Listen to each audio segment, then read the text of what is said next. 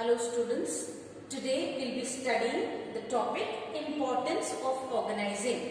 Before we move on to this particular topic, let me just remind you about the process of organizing. In the process of organizing, there are 4 points. The first is identification and division of work. Second is departmentalization. Third is assignment of duties. And fourth is clarity in working the relationship or establishing reporting relationship. Let us move on now to the importance of organizing. The first is benefit of specialization. Now we have studied just now that organizing leads to division of work. That is, the entire work is identified and divided into small parts. When work is divided into small parts and an individual does only one work, so there is less workload on the individual. And when the individual is repeatedly doing the same work, automatically it increases the efficiency of the individual and also makes him an expert or leads to specialization. Second is clarity in working relationships. Now what are working relationships? Working relationship means who is to report to whom. That means who would be the superior and who would be the subordinate. In the normal course of life or in the normal course of work, the superior gives orders and the subordinate listens to them or follows the orders. So when there is a clarity in working relationship, it is very easy to fix responsibility. That means if the superior A gave work to B, if work was not completed, he can automatically question B because he knows that he has given the work to a particular individual. Transferring of information also becomes easier. Hierarchy of management is established thereby. Third is optimum utilization of resources. Optimum means maximum. Now when people become an expert in doing work, or all things are used properly or material is used properly, there is minimum wastage. Also, when work is divided and given, there is no overlapping. Overlapping means the same work is being done by two individuals.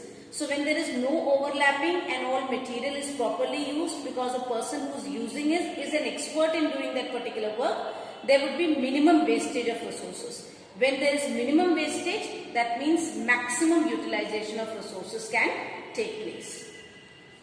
Fourth is adaptation to change. Organizing allows the organizations to modify themselves according to changed circumstances. Because earlier, if suppose 5 people were doing work, circumstances changed, now 3 people have to do work. So automatically in organizing, the work which was earlier distributed among 5 people would now be redistributed among 3 people. So therefore there is more stability in the organization because the management knows how to change itself or how to adapt itself according to the changing circumstances. Point number 5, effective administration. In organizing, there is a clear description of work and duties. Clear description of work means who is supposed to do what work, how the work is supposed to be done, who is answerable to whom. When there is clarity in everything, automatically the performance of the individual is enhanced, or the person becomes better in doing his performance.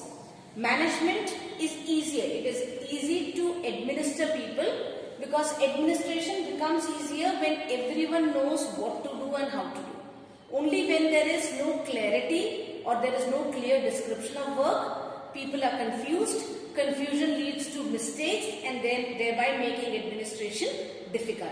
So when there is a clear description of work and duties, administration becomes easier. 6th point, development of personnel. Personnel is the people who are working. Now managers, they delegate the routine work or routine jobs to capable subordinates. What is delegate? Delegate means to give their work to the subordinate. That is, whatever is the routine work the manager used to do, now he is asking his subordinate to do. Now what happens or what are the benefits of delegation? The delegation is beneficial both for the manager as well as for the subordinate.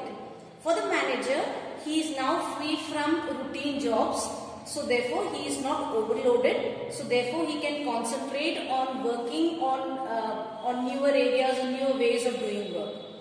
For the subordinate, even though it is a routine job for the manager, for the subordinate it is a job that is above all the other subordinates who are working with him.